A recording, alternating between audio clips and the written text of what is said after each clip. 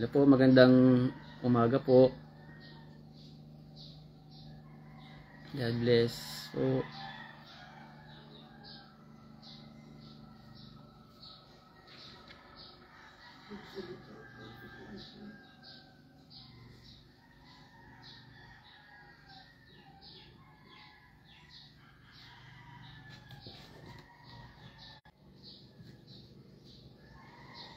Medyo nawawala po ang signal namin.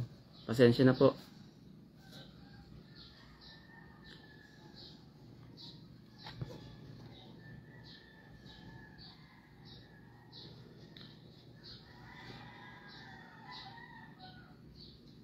Magandang umaga po.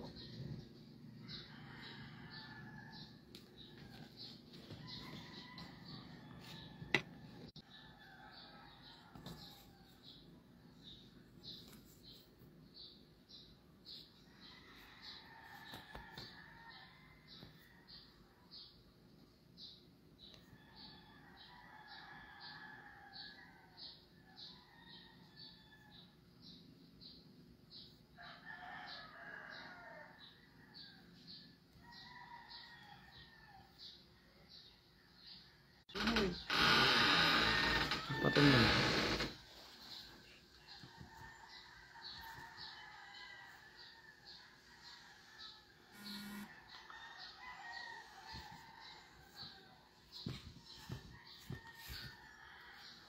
Po.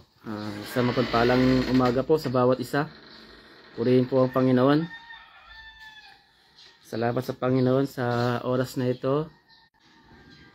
Sige po, tayo po ay manalangin. Samahan niyo po ako sa panalangin. Umpisahan po natin sa pananalangin ang ating pag-aaral ng salita ng Diyos. Salamat po. Aming Diyos Ama, makapangyarihan sa lahat, Diyos na mabuti, Diyos na buhay.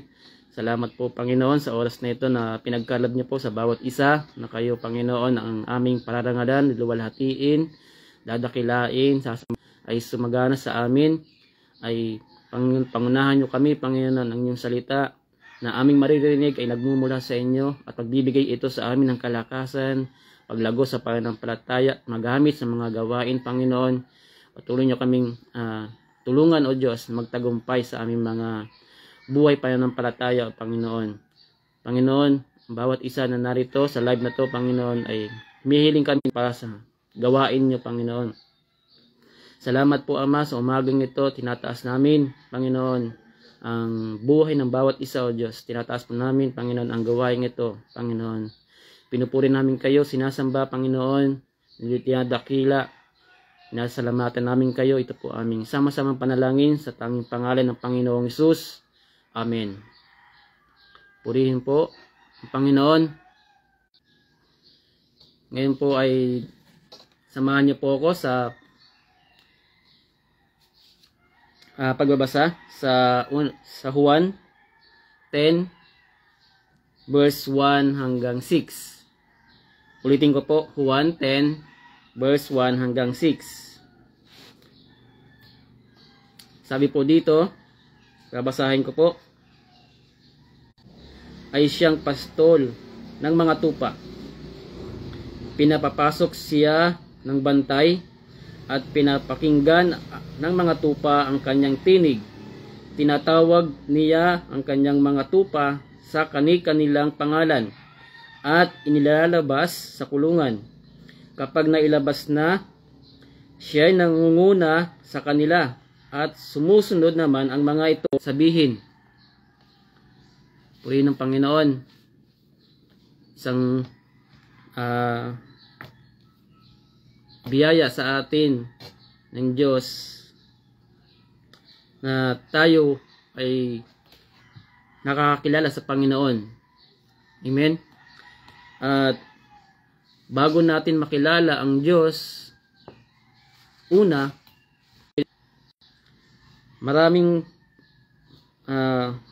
may mga paraan na makakatulong sa atin para makilala natin ang tinig ng Diyos. Ang paraan ng pagbabasa ng salita ng Diyos. Yun po yung paraan para makilala natin ang tinig ng Diyos. May paraan na pakikipag-usap sa Kanya sa pamamagitan ng panalangin. Signal. Napuputol po. Ulitin ko po. Ang mga paraan. Napuputol po, no?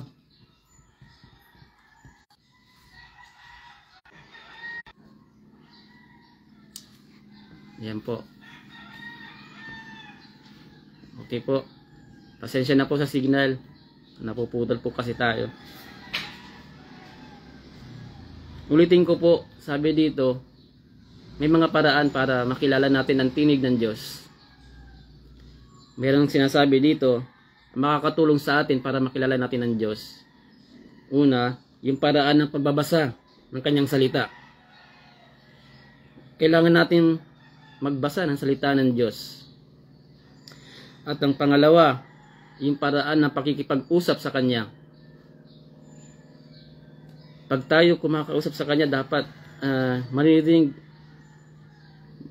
maganda yung nakikinig tayo sa salita ng Diyos. At yung pakikipag-usap natin sa Kanya ay talagang hinihintay natin yung salita ng Diyos na darating. Yan po. Sabi po dito, yung paraan ng pagsamba. Yung paraan natin ng pagsamba, ibig sabihin, sumasamba tayo sa Panginoon. Yung nagmumula sa ating puso ay isang paraan na tayo ay nakakakilala sa Diyos. Nakikilala natin ang Diyos. Ulitin ko po, bago tayo kumilala sa Panginoon, unang-una kilala tayo ng Diyos. At yung isa pang paraan para makilala natin ang Diyos, yung pamumuhay sa pangunguna ng Banal na Espiritu. Diba tayo ay naniniwala na meron tayong Banal na Espiritu na bumula sa Panginoon. Yun po yung paraan na kilala natin ang Diyos natin na Okay po bang signal ko napuputol? Okay. Mahalaga sa Panginoon na siya ay sinasamba. At meron dito na dapat kilala natin. Bakit kailangan natin makilala ang Diyos? Kasi sa Matthew 7:21, sinasabi doon, may tumatawag sa Panginoon, Panginoon. Ngunit, hindi naman kilala ng Diyos yung tumatawag sa Kanya. Sabi dito,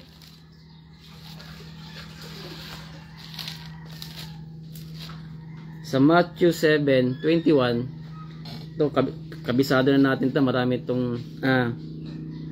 pwedeng yung iba to sa mga tao na kumikilala sa Panginoon. Hindi lahat tumatawag sa akin, Panginoon, Panginoon, ay papasok sa kaharian ng langit. Kundi yun lamang sumusunod sa kaloob na kilala ng Diyos ang Kanyang mga tupa. Kaya dapat malinaw sa atin, tayo ay mga tupa ng Diyos. Malinaw po sa atin, sigurado tayo na tayo ay mga tupa ng Diyos. Sigurado tayo sa sarili natin, tayo ay nakikinig sa tinig ng Diyos at tayo sumusunod sa Kanyang salita. Hindi yung sinasabi doon sa Matthew 7:21 na maraming tumatawag sa akin, Panginoon, Panginoon, pero hindi naman sumusunod sa kalooban ng Diyos. Hindi po ibig sabihin yung mga tumatawag sa Panginoon, hindi naman sumusunod sa kalooban ng Diyos. Hindi po yung mga tupa ng Diyos. Alin po yung mga tupa ng Diyos? Yung nakikinig sa tinig ng Diyos at sumusunod sa Kanyang tinig. Yun po yung mga tupa. Amen? Sana po naunawaan natin yung pagkakaiba ng mga tumatawag na hindi naman mga tupa ng Diyos. At yung mga tumatawag, mahalaga po sa Diyos ang makilala natin ang tinig niya. Sabi dito, sa pamamagitan ng pagbabasa ng Biblia, yung salita ng Diyos, ang Biblia, ang salita ng Diyos, ay dapat nating binabasa araw-araw. Kasi doon sa pamamagitan ng salita ng Diyos, doon siya sumasagot sa atin. Minsan, meron din tayong mga talagang banal na espiritu nagsasalita sa atin kung anong dapat gawin. At minsan ang Diyos nagsasalita sa atin. At dapat mapakinggan natin yon. Mahalaga yon. Yung mga tinig ng Diyos na sinasabi ng Diyos sa atin. Sa ating mga tupa. At kailangan ito. Amen. At sinasabi dito, dapat tayo makapamuhay na mayroong kapayapaan at maayos. Kasi nga, ang Diyos ang nangunguna sa atin. Binanggit dito na siya'y nangunguna sa atin kapag nilabas tayo. Tandaan natin na tayo yung mga tupa ng Diyos, mayroong nangunguna sa atin ang Panginoon. Mahalaga po na tayo ay nagbabasa ng Biblia.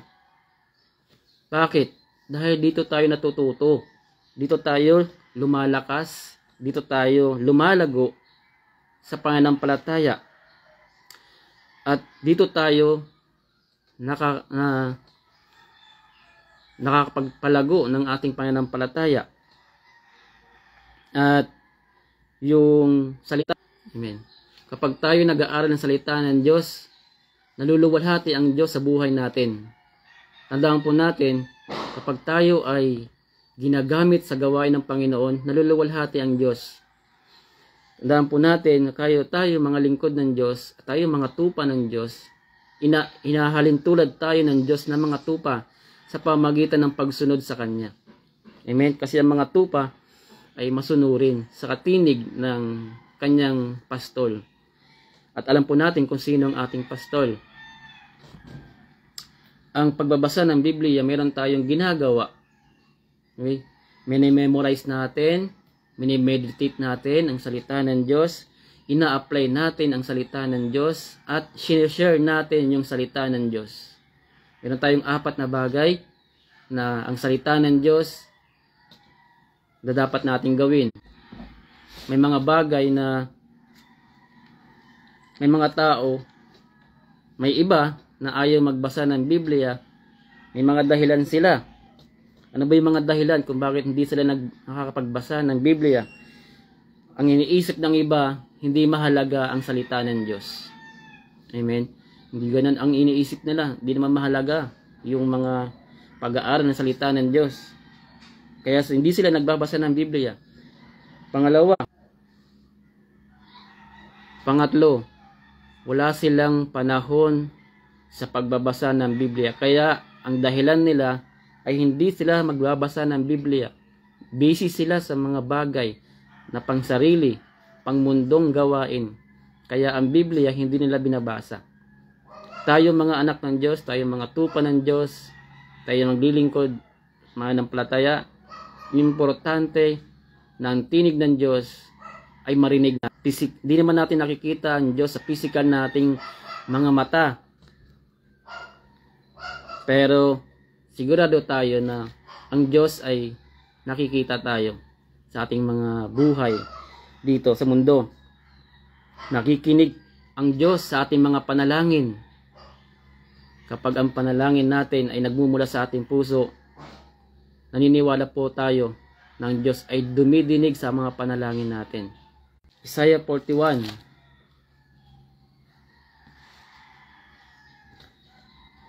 Isa pong patunay na sinasabi sa Isaiah 41 verse 10. Ito po yung pangako ng Diyos o sinasabi ng Diyos sa kanyang mga lingkod, sa kanyang mga anak, sa kanyang mga tupa. Sabi dito, ako'y sa iyo, huwag kang matatakot. Ako ang iyong Diyos, hindi ka dapat mangamba. Ramdaman. Sa panahon na tayo ay nananalangin, ibigay natin yung ating saloobin sa Panginoon. Kung ano man ang ating nararanasan ngayon, ang Diyos ay tutulong, mag-iingat at ililigtas tayo ng Diyos. Sabi dito, palalakasin tayo ng Diyos. Diba? Yun ang sinabi ng Diyos kay Isaiah sa aklat ng maigsi yung panalangin natin. Hindi po mahalaga yun. Ang importante yung nagmumula sa puso natin, yung sinasabi natin sa Panginoon.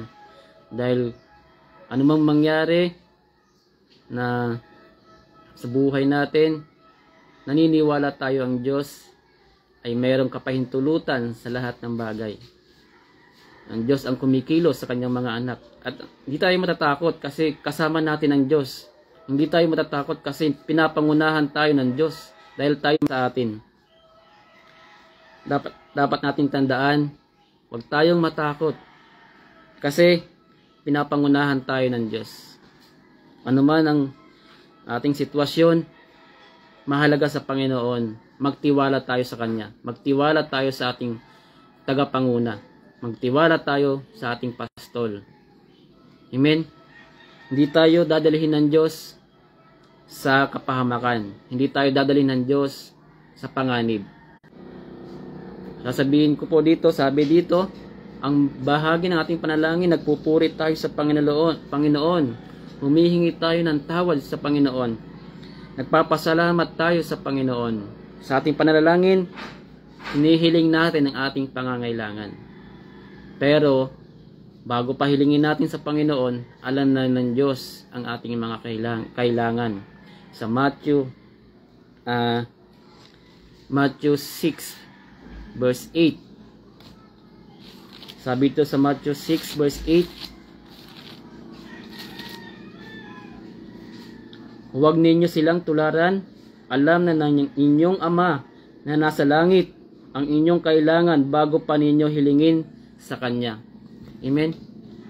Kaya, yung panalangin natin ay alam natin sa paraan ng panalangin at pagbabasa ng salita ng Diyos. Maririnig natin ang salita ng Diyos sa ating buhay. At tayo, magilang mga tupa, huwag tayong matakot, huwag tayong maglala dahil meron tayong tagapanguna. Mga kapatid, napakahalaga sa atin na pinapangunahan tayo ng Diyos. At ang salita ng Diyos, kasama natin ang Diyos, nasa atin ang salita ng Diyos. Okay? Isa pong patunay na tayo sinasamahan ng Diyos. Dahil nasa atin yung salita ng Diyos, hawak natin. Binabasa natin ang salita ng Diyos. At tayo'y nakakapanalangin sa Diyos Ama na nasa langit. Sabi nga po dun sa huli na binasa natin, hindi ito naunawaan ng iba. Pero tayong mga anak ng Diyos, tayo marunong makinig, marunong sumunod sa tinig ng Diyos. Kilala po ba natin ang Diyos? Kilala po ba natin ang tinig ng Diyos? Kaya mga kapatid, ang lagi natin tandaan na pangungunahan tayo ng Diyos sa ating buhay. At sikapin natin, bago tayo kumilala sa Panginoon, kilala na tayo ng Panginoon. At bago tayo humiling sa Panginoon, alam na ng Diyos ang ating pangangailangan. Amen po. At yung pangangailangan bilang mga anak ng Diyos, ipoprovide ng Diyos yung pangangailangan natin. At dadaling tayo ng Diyos sa maayos, magandang pastulan. Pasensya po sa signal, napuputol po ang ating pag-aaral ng salita ng Diyos. Ano po? Pasensya na po. Sige po, ilang po.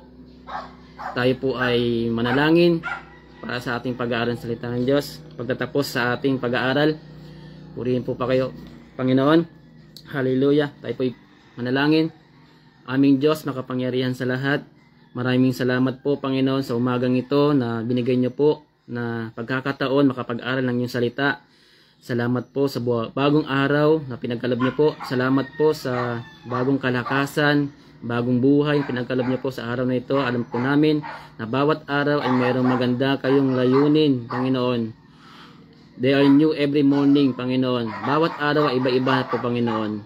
Naniniwala po kami, Panginoon, ng inyong pagsama ay pangunguna ay makakabuti sa aming buhay, Panginoon. Ay tinataas po namin ang buhay ng bawat isa sa mga papasok, sa mga sa mga aalis, Panginoon, sa kanilang mga gagawin. Tinataas po namin ang bawat isa, Panginoon, sa tulong niyo ng Banal na Espiritu, sa tulong niyong biyaya at habag, ay maging maayos ang lahat ng aming buhay, pamumuhay, Panginoon.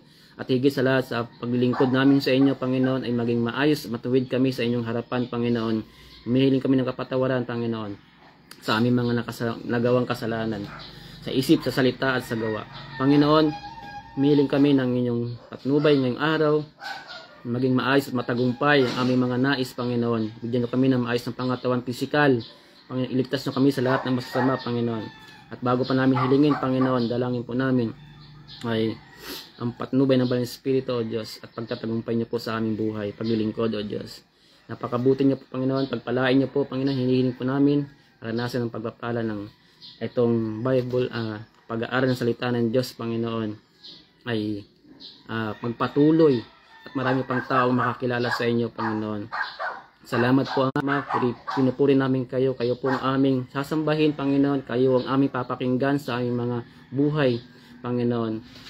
Salamat po, Ama. Pinupuri namin kayo, O Diyos. Napakabuti nyo.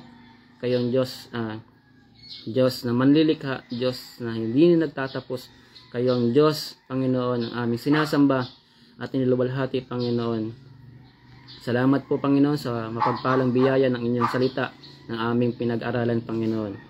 Na kayo, ang aming pastol, kami ang inyong mga tupa, ay handang makinig sa inyong mga salita, Panginoon. Pinupuri namin kayo, O Diyos. Sinasamba, Panginoon. Ito po aming sama-samang panalangin sa tanging pangalan